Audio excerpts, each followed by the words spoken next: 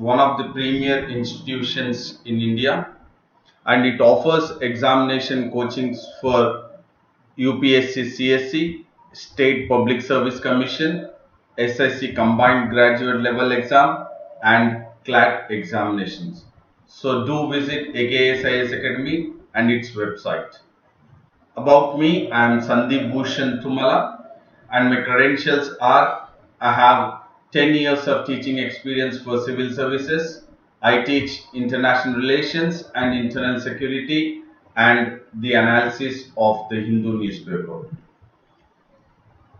And this session will be certainly helpful for you in regards to prelims and mains examination, because I would be emphasizing on the keywords and the key phrases. So by emphasizing on the keywords and the key phrases, and these keywords and key phrases are very key for you in regards to scoring higher marks in the prelims as well as getting through the mains examination with higher marks. So this, by identifying the keywords and the key phrases, we will definitely get into the mode of having advantage in regards to the factual questions, analytical questions, and also the conceptual questions which will be asked in the preliminary examinations. And not only in the preliminary examination, this session, by emphasizing on the keywords and the key phrases, will also be useful for the mains examination, that is in regards to the answer writing. So answer writing is the main key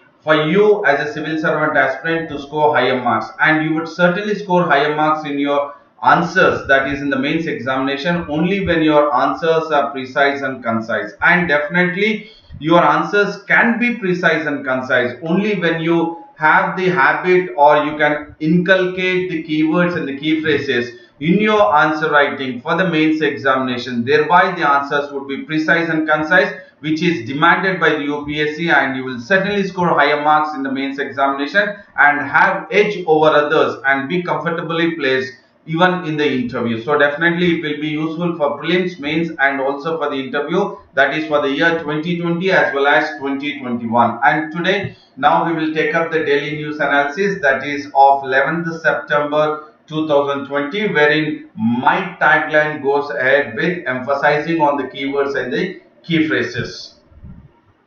And before I get into the topic, that is, I would say a very good morning to everyone who is in the live and also in the live chat. So good morning to everyone in the live and in the live chat, and I would also say a warm welcome to AKS IAS Academy's daily news analysis to Rahul, Praveen Kumar, D. Suvarna, Ram Kumar, Praveen Kumar, Gopi Nayak, and everyone who is in the live. Also a warm welcome to you all to AKS IAS Academy daily news analysis. And before we get into the DNA of today's newspaper, that is the Hindu newspaper, we would focus or look at the quote of the day. And the quote of the day is: winners are not people who never fail. Winners are not people who never fail, but winners are the people who never quit. So you should definitely get into the mode of not quitting what you have picked up that you would wish to, or your goal. Definitely winners are not people who will never fail, but winners are the one or the people who never quit. So do not quit, try and you will succeed it. And now we will look at the news which is in the Hindu. Through the Hindu we will take up, which will be very important from the UPSC perspective examination point of view. And the news is: have a clear policy. Supreme Court is asking the government of India. So it is the Supreme Court which is asking the government of India to have a clear policy. So now the question is, the Supreme Court is asking the government to have a clear policy on what? So it is in regards to the government has come up during the lockdown period. The government has come up with one scheme, that is loan moratorium scheme. So this scheme was taken up so that the individuals or in regards to the startups, entrepreneurs or businessmen who have availed the loans because of the national lockdown, because of the economic activity being damaged as there was no business revival, so they were not in a position to repay the loans. So for that, the government has come up with a scheme, that is loan moratorium scheme, and we know that the loan moratorium scheme, the deadline was August 31st, 2020. So here the point is that the Supreme Court wanted the government to have a clear idea about whether they are extending the loan moratorium scheme away or apart from August 31st. So definitely the government has made it very clear to the Supreme Court that they have extended it for another 2 years. But the Supreme Court was also asking the government to be very clear on the borrowings which have been made by the individuals or the businessmen in regards to the loan, in the form of the loans, wherein the government, that is the RBI, would put a pressure onto the borrowers that they have to pay interest on interest. So this is the one wherein now the Supreme Court is definitely asking the government to have a clear view about it. That is, the Supreme Court has yesterday has asked the government for 2 more weeks. So it is giving 2 more weeks for the government. Why? To go ahead with a brainstorming session with the RBI. So the Supreme Court wanted the government to have the brainstorming sessions with the RBI and the banks on what? On the crucial issues such as, this is a very, very important keyword for the civil services examination, that is issues on sector specific loans restructuring and charging borrowers, that is in regards to the interest on interest, that is compound interest for the loans which they have taken up. So which the loans were deferred during the moratorium period. Now the Supreme Court wanted the government to have a brainstorming session with the RBI and the banks on the crucial issues like sector specific loan restructuring, and interest on interest. So these are very, very important that the Supreme Court is also looking at it. And in this entire loan moratorium scheme, who is the one who is badly hit or during the national lockdown or during the COVID-19 pandemic situation? The worst hit is the individual borrowers. Why? Because now the moratorium period has been end by August 31st, 2020, but no doubt it has been extended for another two years. But what is the point is that there is no clear clarity from the government or the RBI that whether they will calculate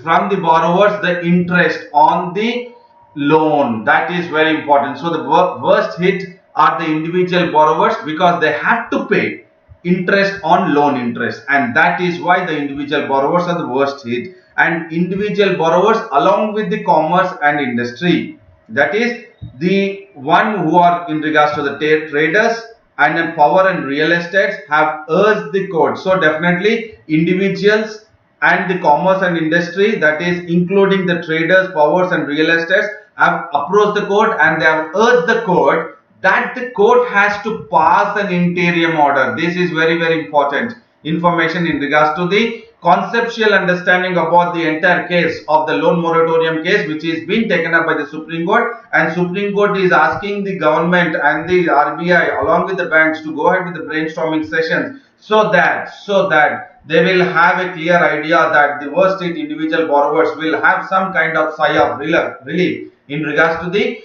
paying of interest on loan interest. And the individual borrowers and the commerce and industry have urged the court to take or to pass an interim order. But the court hasn't gone ahead with passing an interim order, but still it has given an 2 weeks time. That is very important. The individuals and commerce industries have urged the Supreme Court to pass an interim order, but the Supreme Court hasn't passed an interim order, but it has given the government and the banks and the RBI 2 more weeks to go ahead with the brainstorming session.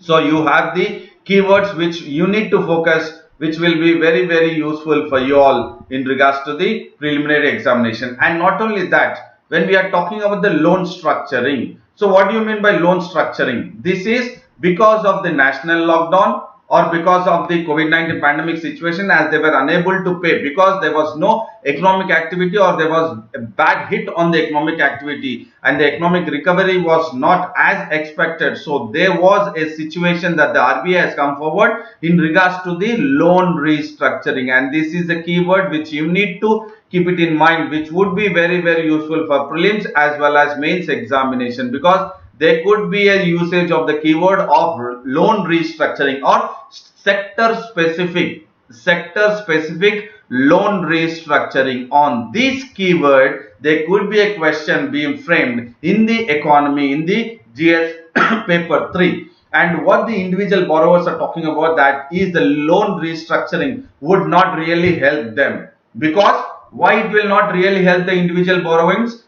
Because the banks have already started debiting interest on interest, because the loan moratorium scheme has ended on August 31st. Even though the government has extended the loan moratorium scheme for another 2 years, but the government started debiting the interest on interest after August 31st, that is from the 1st of September itself, they started debiting the interest on interest. That is what the concern by the individual borrowers and the commerce industry, that they wanted the Supreme Court to pass an interim order to make sure that there is a status quo in regards to the interest on interest. And when we are talking about the loan restructuring, this is the one wherein the borrowers will have a facility wherein they can go ahead with extending the loan, and then they can make sure that the terms and conditions can be taken up in regards to the way they can have their own structure. So loan restructuring, they will restructure the loan as per the need of the borrower because of the national lockdown or because of the damage to the economic recovery, as they are unable to pay. And once they are unable to pay, what will happen is the borrowers will definitely get into the mode of being a defaulters,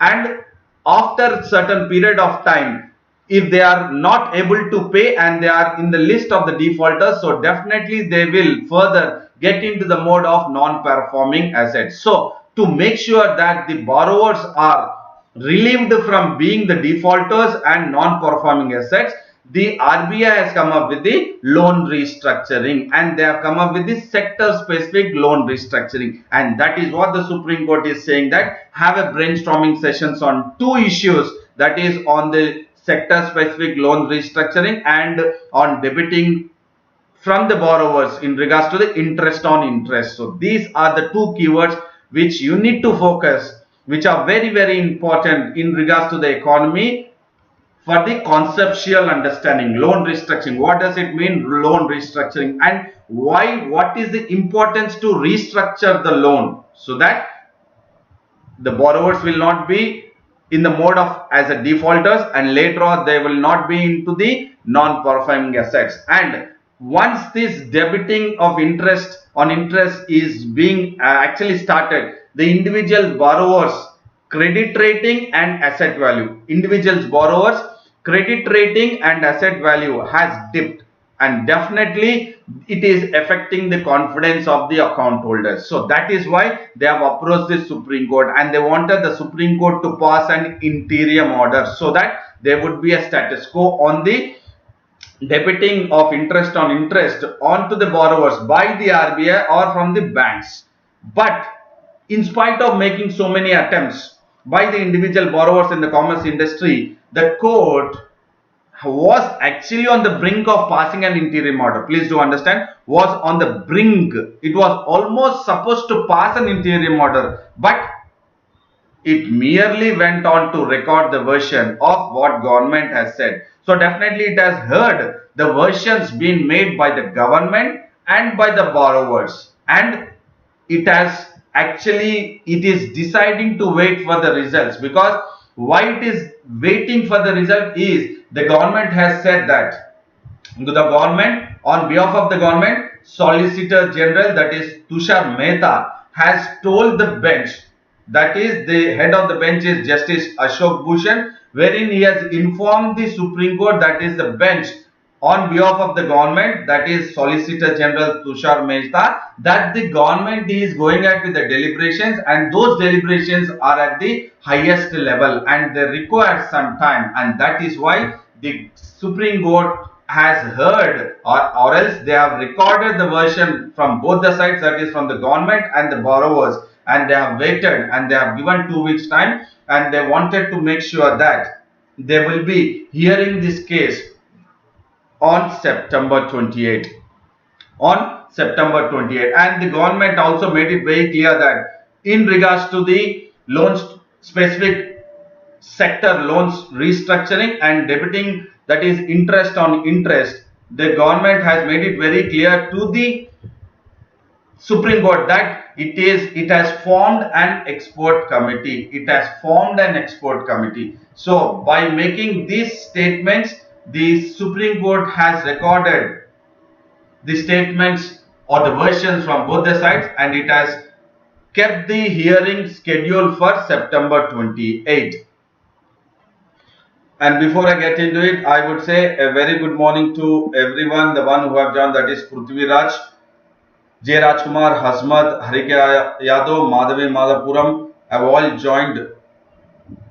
And a warm welcome to you all to AKS IAS Academy. And Madhava is asking, he has posed a question, is it applicable to like LIC, etc., sir? Yes, any loans, it is even personal loans. For example, an individual who has taken a home loan from LIC, so definitely it is applicable. It is applicable, Madhava, because if suppose I have taken a loan, home loan from LIC, so even I would be part of the loan moratorium scheme, and I would be also having that interest and interest, paying of the interest and interest. So I will also be part of it. So it is applicable to any individual who have taken loan from XYZ institutions or organizations. And Harshavardhan has also joined. A warm welcome to you, both of you. And there is another news in regards to the Supreme Court seeks Attorney General's aid in Bhushan's case. So this is an case which has been in news for almost a month, but we need to understand why is it in today's newspaper.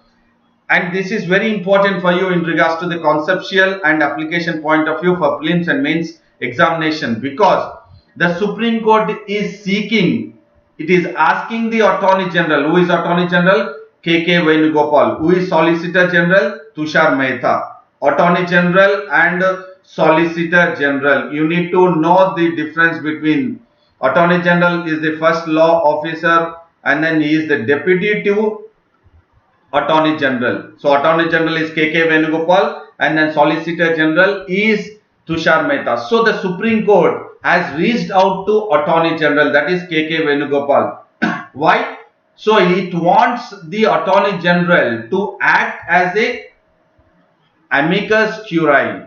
It wants K.K. Venugopal or the Attorney General to act as a amicus curiae. That is, what do you mean by amicus curiae or amicus curiae? That is an impartial, being an impartial advisor to court of law. So it wanted, Supreme Court wanted the Attorney General to act as an impartial advisor, because K.K. Venugopal, when the court has gone ahead with finding guilty on Prashant Bhushan, that is civil rights lawyer, in regards to making a statement or tweeting against the Chief Justice of India, then the Supreme Court has found guilty, and then when the Supreme Court has found guilty in regards to the civil rights lawyer, it was Attorney General K.K. Venugopal who has made a clear statement to the Supreme Court that you should not,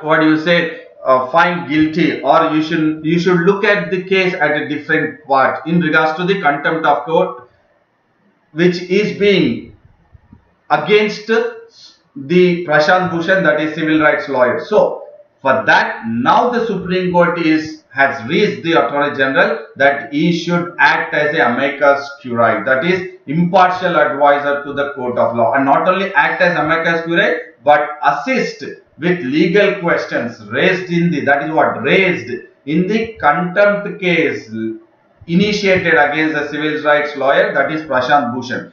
And here what we have seen, the Supreme Court has found guilty in regards to the civil rights lawyer, that in regards to contempt of court, because he has tweeted.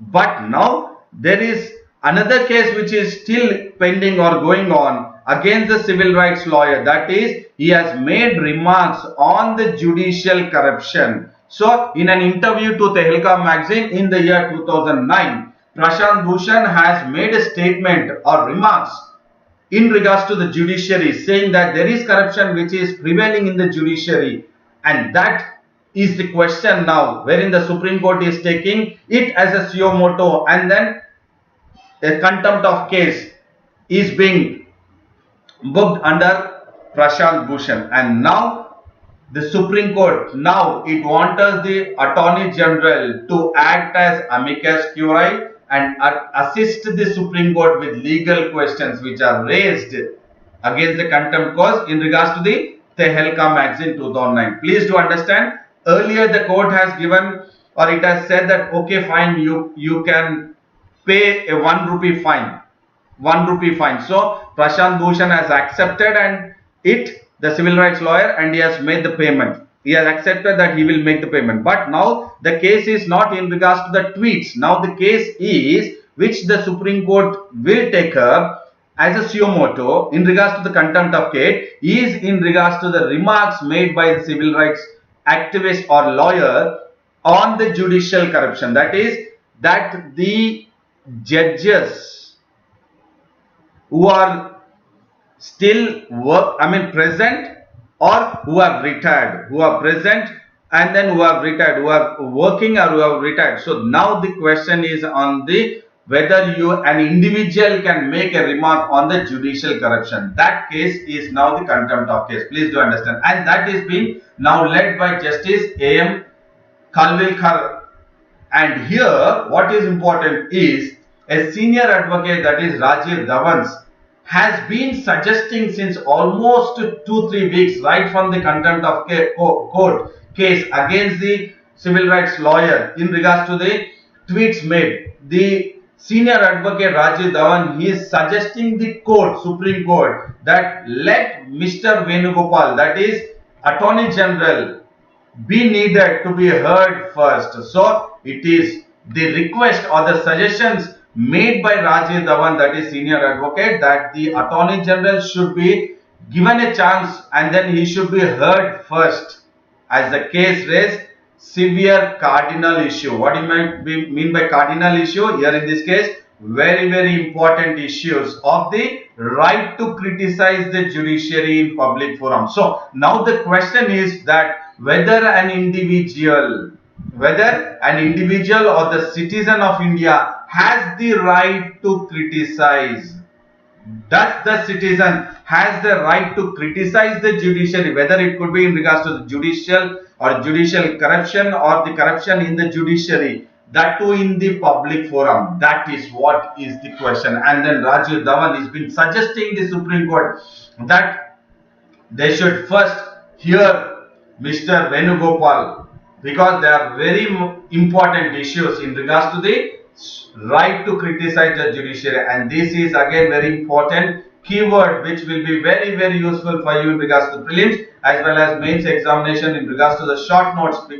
There could be a possibility that whether by publicly making a statement in regards to the judiciary or corruption in judiciary, whether it is violating the right of speech and expression. Please do understand, whether it is violating, that is Supreme Court suo motu case, that is contempt of case against the civil rights lawyer Prashant Bhushan, is violating the rights, that is right of speech and expression. This is very important. I think you have understood the importance of this news, why it is in today's news and why we are taking up. It is very, very useful for you in regards to the mains point of view in regards to the GS paper 2. So you can definitely focus that there is a possibility that the court will look at the whether it is violating the right to criticize, or the court can go ahead with suo motu whenever an individual criticizes the judiciary in a public forum. And now what we will also focus is question on law. So whether an individual or the citizen can question the law, or you can question the judiciary itself, or you can make a statement against the judiciary itself. And the case now will brought to the focus pertinent question of law, and this is a keyword. And take it for granted, this would be a very possible question, that it is not only just on contempt of court, but it is opening a Pandora box in regards to judiciary itself. That is, the contempt of case in regards to the Prashant Bhushan, civil rights lawyer, is opening a Pandora box, that how the judiciary or the Supreme Court is going ahead with suo motu case against an individual in regards to the contempt of case, when you are raising it or when you are questioning the law, whether it is contempt of case. It includes, that is what I am saying, it includes whether a person who expresses a bona fide, what do you mean by bona fide? It is a genuine, that is genuine opinion. Because if X individual, that is Prashant Bhushan, is expressing his genuine opinion about the judicial corruption, is obliged to prove it, or whether it is enough to show that the genuine expression held that opinion. So here the point is that whether an individual can question, basic question is this, whether an individual has the right to question the judiciary, that it is a corrupted one. And what is being expressed is the bona fide, that is his own genuine conscious opinion he has expressed, and whether it is enough to show that his genuine conscious opinion held that, whether it is against the question of law. And this case, why I am saying is, this case will be as a case study, in the future judiciary system itself. That is why I said it has opened this case, contempt of case on Prashant Bhushan, has opened a Pandora box in the judiciary itself, or judicial system itself. And it involves whether the suo motu, this is important, suo motu powers. There could be a question in the mains on the suo motu powers of the Supreme Court to initiate contempt under Article 129. So, under which article the Supreme Court has gone ahead with the suo motu, or on which article the Supreme Court has the powers to initiate contempt of case on suo motu, that is Article 129. And 129, when it has gone ahead with initiating an contempt of case, it curtails the free speech and expression, and it is restrained by the Contempt of Courts Act 1971. So you have various information here in regards to the prelims point of view. So you have the Article 129 and Contempt of Court 1971. So it will restrain, so it will make sure that it will control or moderate, which by the Contempt of Courts Act 1971. So by the Contempt of Courts Act 1971, the Supreme Court can go ahead with initiating an suo motu case, that is contempt of case, as per the Contempt of Courts Act 1971, but it will curtain, or it is curtaining the freedom of speech and expression. This is that one, the issue will be dealt, and this case also is opening up various avenues. And Mr. Dhawan, the senior advocate, has strongly pitched, that is advocating for the questions to be referred to the constitutional bench. So he wanted a larger bench to be taken up, so that it will be hearing about whether on the question of law is against or violating the freedom of speech and expression,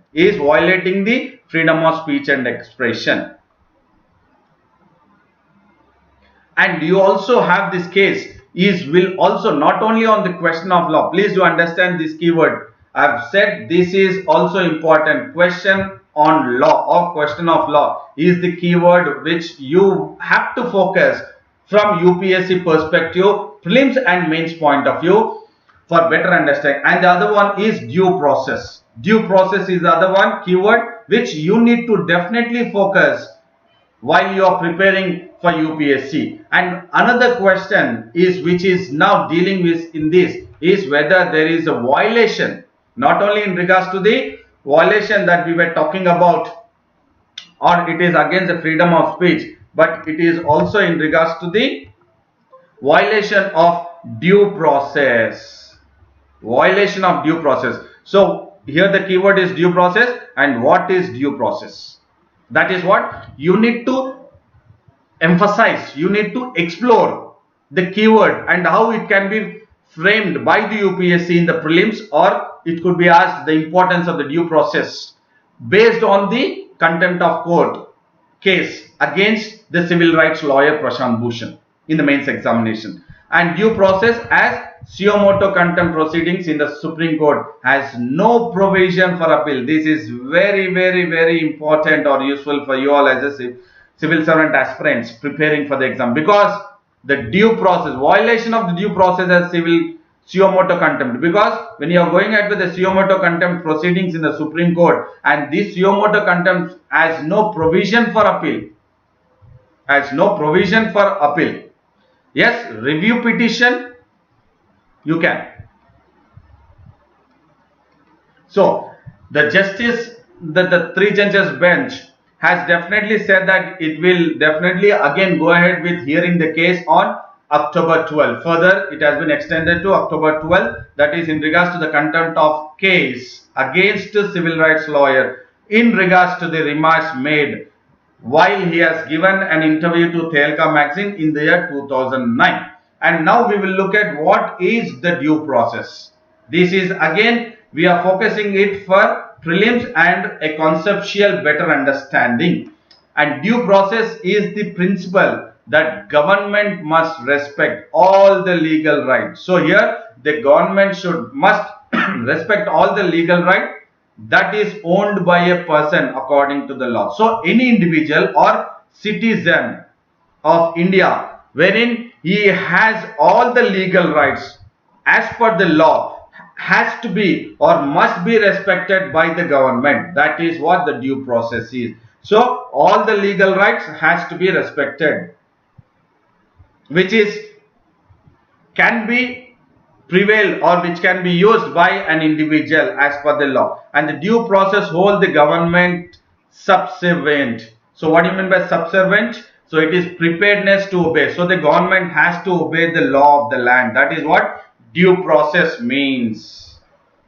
And this is a very, very useful keyword for you in regards to the preliminary examination. Law of the land, and protects individual from excesses, that is imposing force onto you by the state. So that is the state or the government should be prepared to obey the law of the land, and it should protect the individuals also. And it can be a procedural one or a substantive one. So the two keywords which are very, very useful here for you all as a civil servant aspirants is the question on law and the due process. And the other news is India and Japan signed logistics agreement. Logistics agreement. So this is again in regards to the international relations. You have to focus this in for the UPSC perspective point of view, which can be again international relations topic I am talking. It could be again part of the IR, that is GS paper 2 in the mains examination, and it can also be asked in the mains. It can be also be part of the prelims IR, that is dynamic part, dynamic of international relation, part of the current affairs, how we will focus, how it can be asked for prelims point of view as a dynamic IR point, current affairs, and also from the mains perspective, because as India and Japan have signed the logistic agreement, whether it will show a greater importance in regards to having a more strategic surveillance in the Indo-Pacific region and Indian Ocean. Please do understand.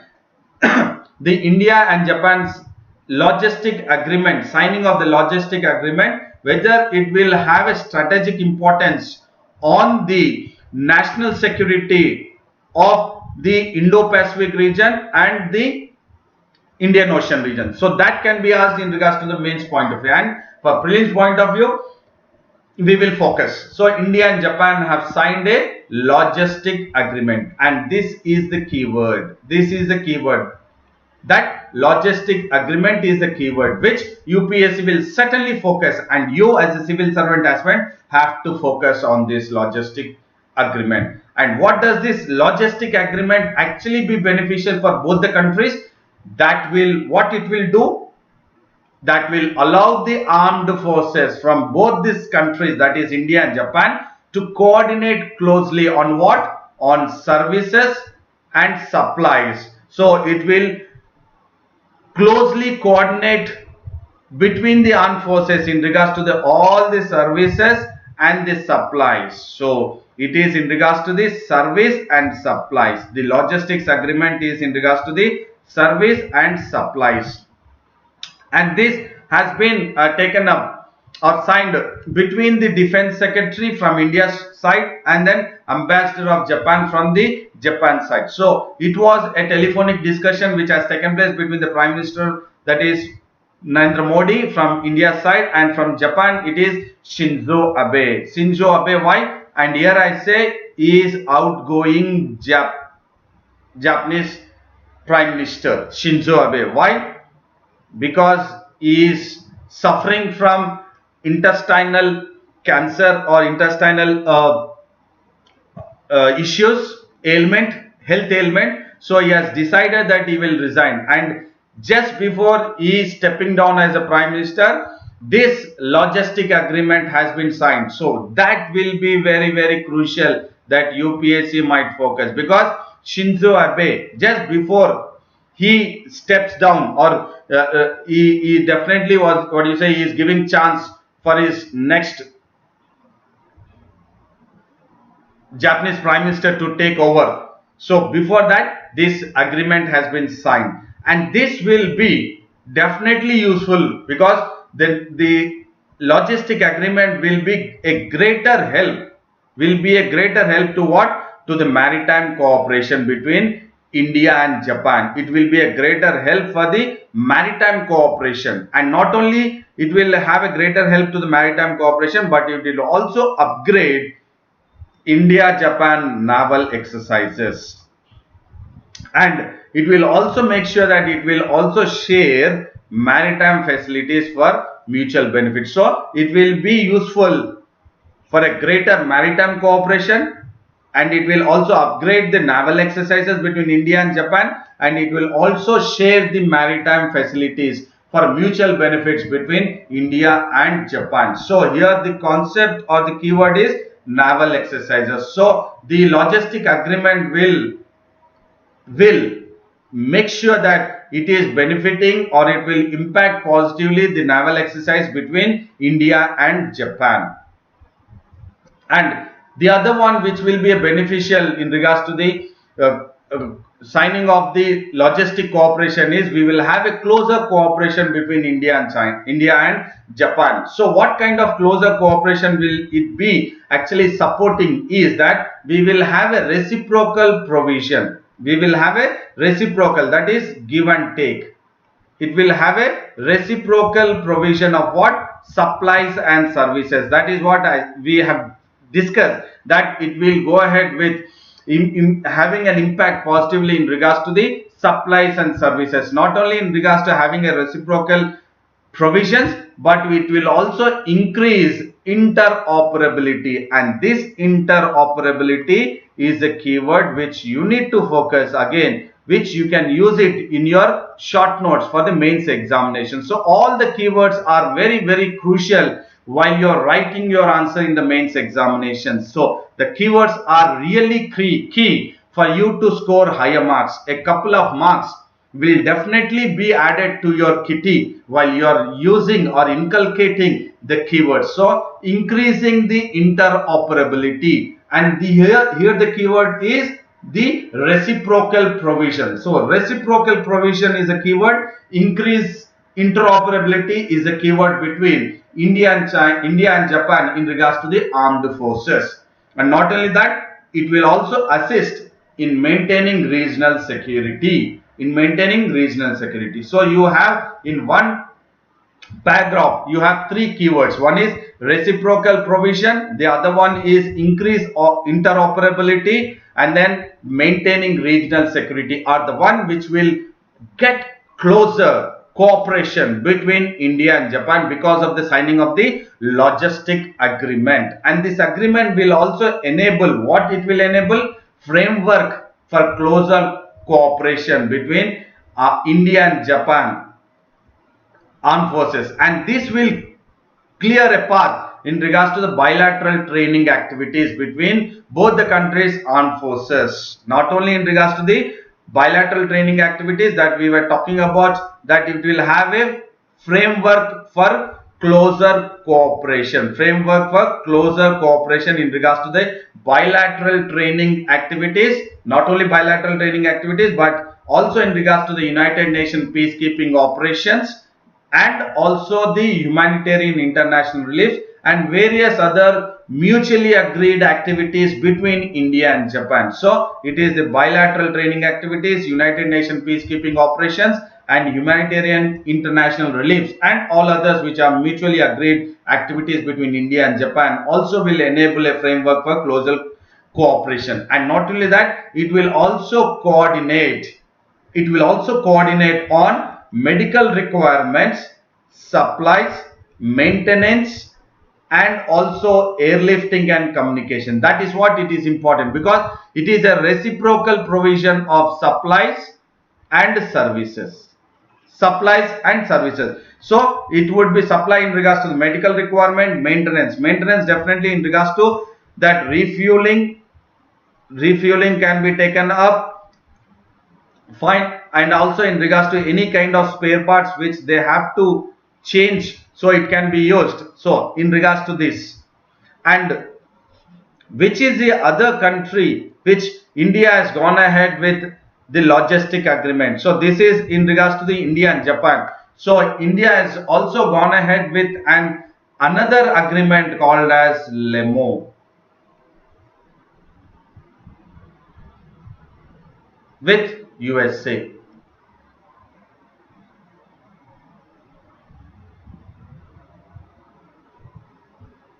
Logistic Exchange Memorandum of Understanding.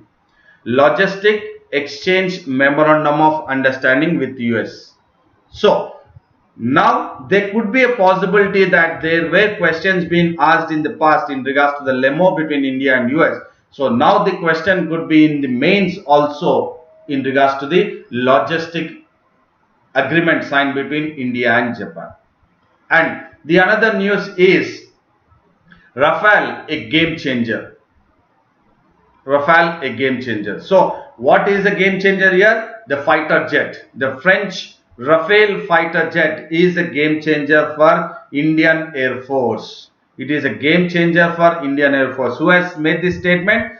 Our Defense Minister Rajnath Singh has made this made this statement because there was an official induction ceremony of 5 Rafales, which were being inducted into a squadron, and that squadron is number 17 Golden Arrow Squadron. And this keyword is again very useful for you in regards to the prelims examination. It might ask that the 5 fighter jets Rafale were inducted into which among the following squadron. So it is number 17 Golden Arrow Squadron. And here it makes it very clear that the Defense Minister Rajnath Singh said that it is a game changer. And it is a game changer. Why? Because it will be useful for the security conditions which are prevailing now along the Indian borders. It could be the LAC, it could be LAC between India and China, it could be LOC, or the entire coastal area or coastal surveillance itself. Coastal surveillance itself. Extremely sorry. So it is as per very important in regards to the light of the security condition which India is facing along the borders, and this is the first imported fighter jet which has been inducted way back in late 90s from Russia. That is the fighter jet is which has been inducted from Russia is Sukhoi 30s. Sukhoi 30s.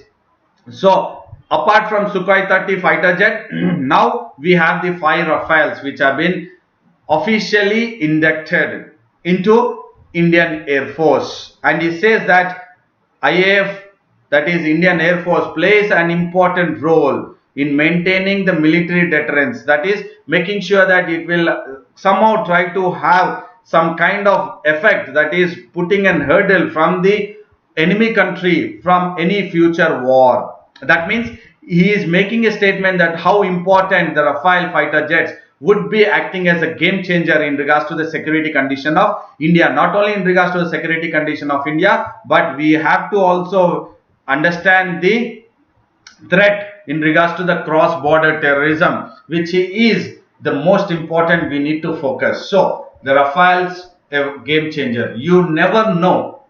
There could be a question in the mains. Just a statement being given, the Rafales or Rafale fighter jet, Rafale fighter jet, a game changer, a game changer. Comment. There could be a question in the mains. Fine. So, and now what the defense minister is also pitching in along the ceremony, that official inducting of the Rafales, he has also said that India's responsibilities were not just limited to land borders only, but we have to focus in regards to the Indo-Pacific and also the Indian Ocean region. Not only in regards to the Indo-Pacific, but also in the entire Indian Ocean region. And it is certainly working with various international community. Why? Because we are also for the world peace. We propagate peace and tranquility. We have the Panchashil agreement wherein it focuses on peace and tranquility, wherein it focuses on friendship. So definitely, as we have the Panchashil agreement, and based on that we propagate peace with our neighboring countries, as well as we wanted the world peace. So for that, India's responsibility is not just limited to land, but in the Indo-Pacific and also in the Indian Ocean region. And there in the ceremony, the French Defense Minister Florence Parly has also made a statement.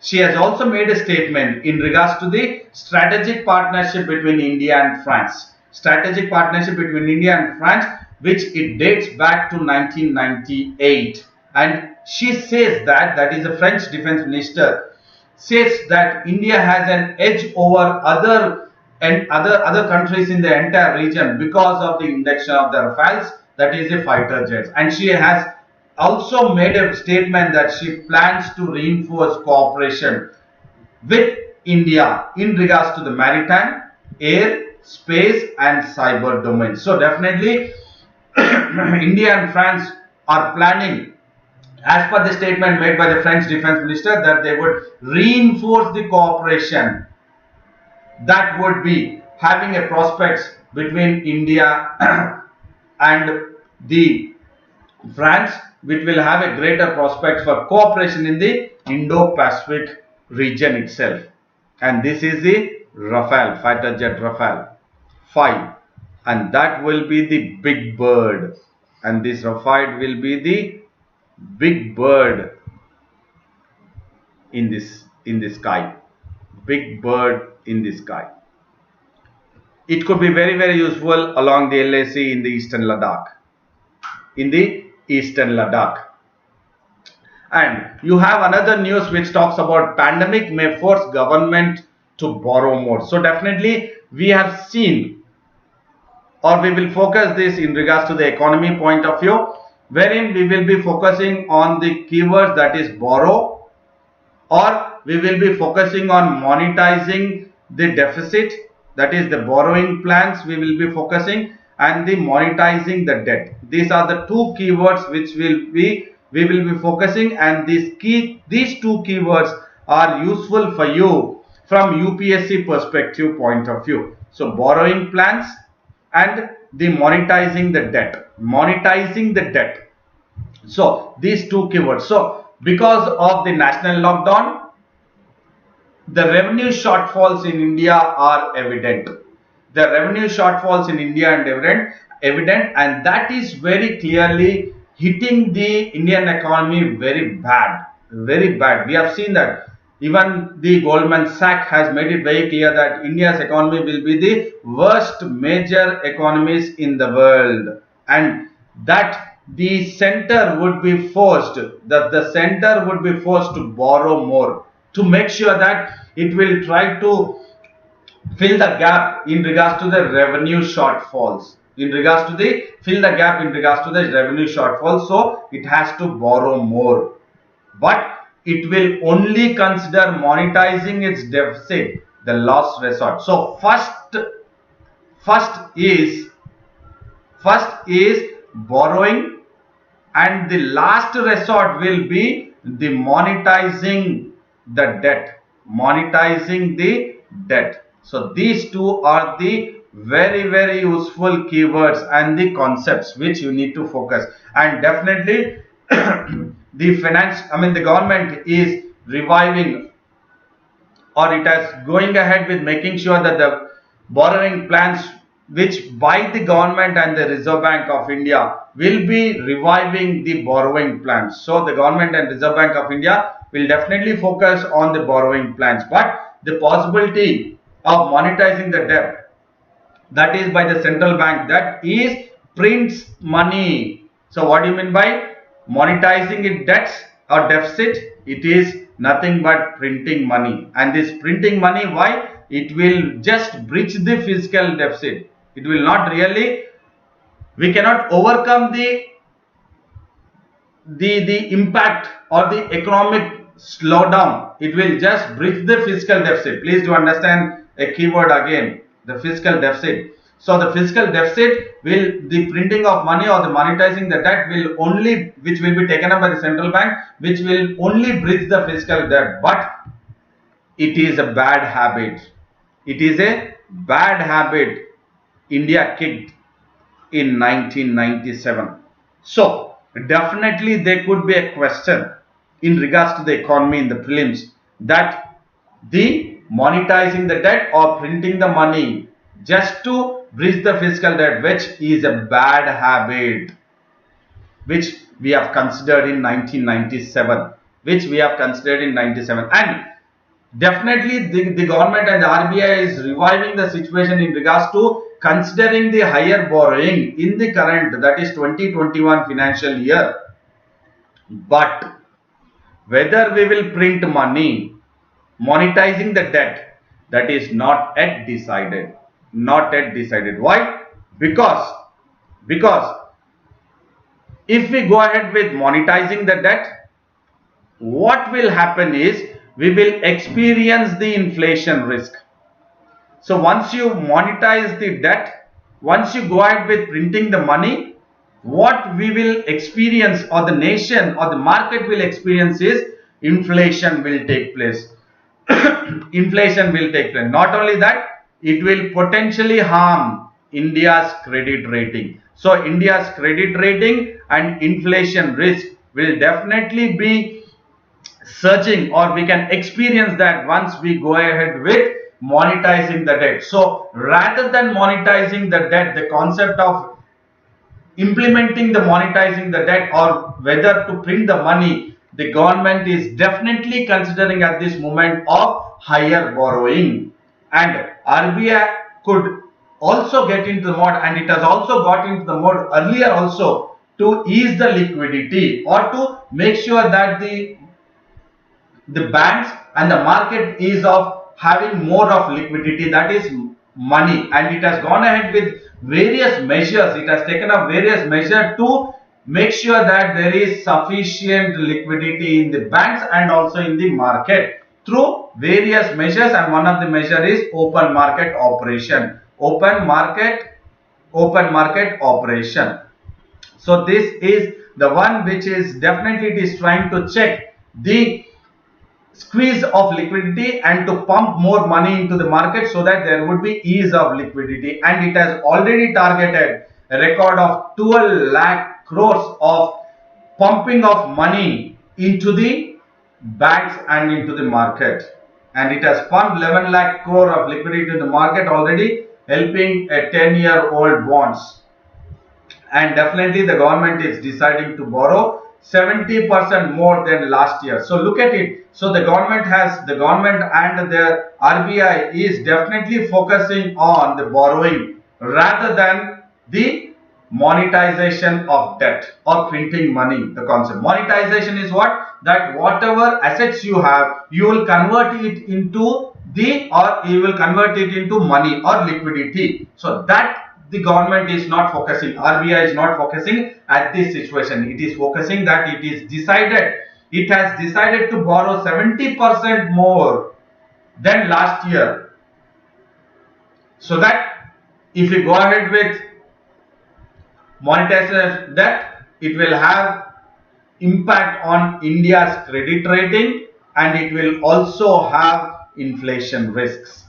So definitely this is the one which will be certainly useful for you, because as I said, the borrowing plans and the monetizing the debt, these are the two keywords which the UPSC will focus, and it is the duty of a civil servant aspirant to know about this in regards to the current, so that it could be asked in the prelims and mains examination.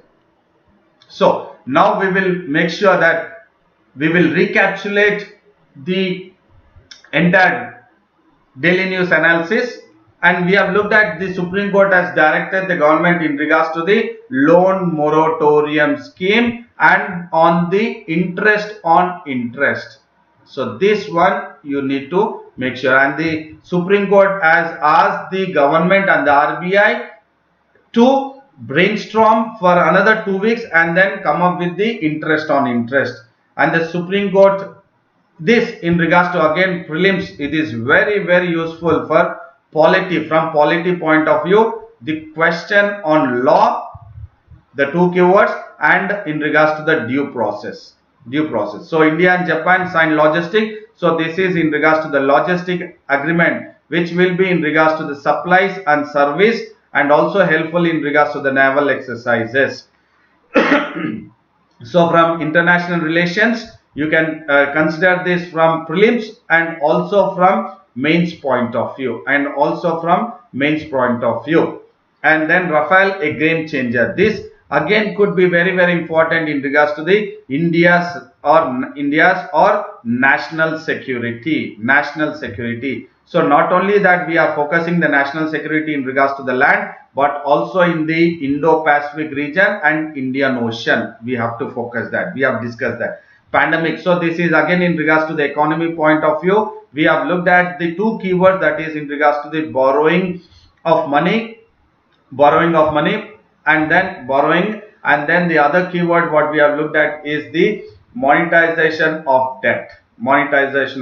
So these are the two keywords which will be very useful for you in regards to the prelims point of view, and this in regards to the current affairs again which could be for both prelims and mains point of view. So we have discussed at length which are very useful for you in regards to the prelims and mains point of view, and this is a recapitulate of DNA from UPSC prelims and mains perspective.